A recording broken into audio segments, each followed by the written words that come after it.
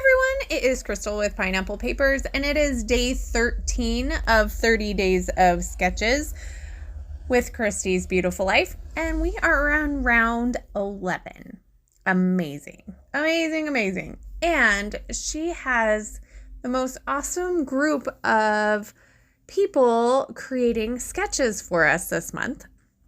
So today's sketch is from Brandy Joe, and she is over on Instagram. She is Scrappy Boy Mama, so I will have her linked down below so you can give her some love. This sketch is super fun, and I will tell you, I may be cheating, but I was super excited to cheat. So when I saw her sketch, I was like, oh my gosh, I have the perfect paper for this sketch. So this is a Vicky Bouton paper, and it is from, oh wait, I have it right here. I have the branding strip. It is from Fernwood, and it is called Wonderful Things. So I may have bought like one of those 25 pages packs from Tuesday morning of this, because I love this pattern. And the back is all words, which is super versatile. So super, super excited.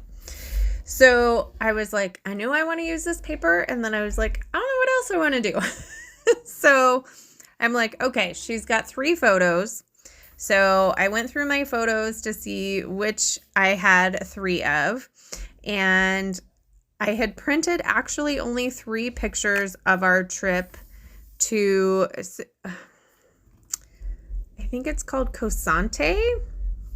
So we've been married for 19 years, and the anniversary gift for 19 years is bronze. And so I was like, okay, I gotta find something bronze, right? So it turns out that there was this person that lived in our state that made these bronze bells. And I was like, perfect. We'll just do a weekend trip. We'll go visit these bronze bells. Well, funny enough, if you're from Arizona, you probably know about it a little bit. So we have a place called Argasante, which is close to ours, which is kind of like an idea of like communal living. It's hard to explain. But anyway, he created that, but this was his first project, and it was, he was actually an architect, and so he built all these things, but he didn't make a lot of money, and so he started creating these bronze bells, and that's where he actually made his money. So, like this Cosante down in, I think it was in Scottsdale, and then Argasante, which is closer to us, but they're not self-sufficient.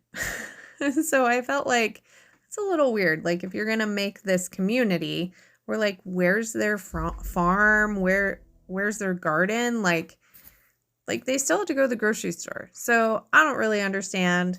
But it was kind of fun to show up, and we got to see them actually pouring the bronze, which is the first picture, to make the bells. And we didn't really love the bells, so we didn't buy any.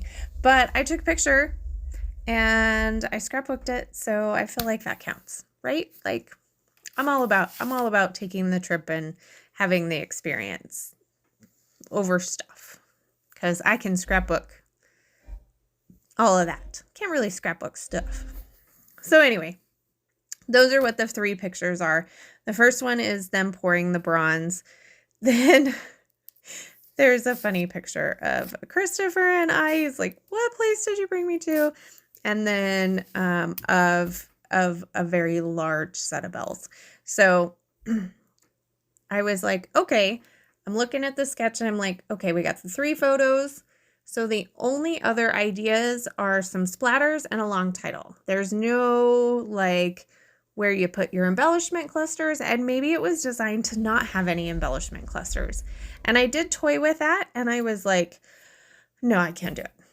Like, for me, more is more, and I love lots of things on So I'm like, okay, the background paper is like green and blues.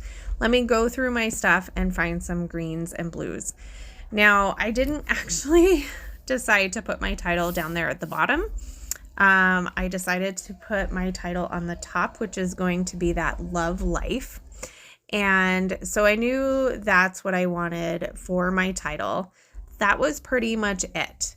So I decided to stick with kind of the color scheme.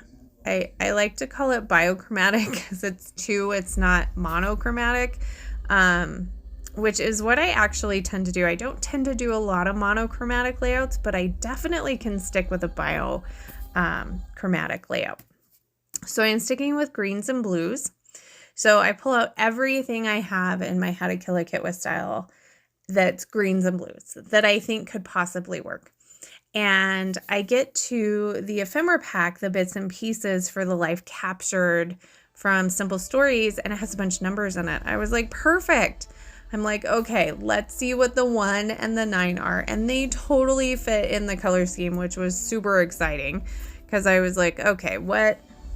Only if it works am I going to put a 19 on here.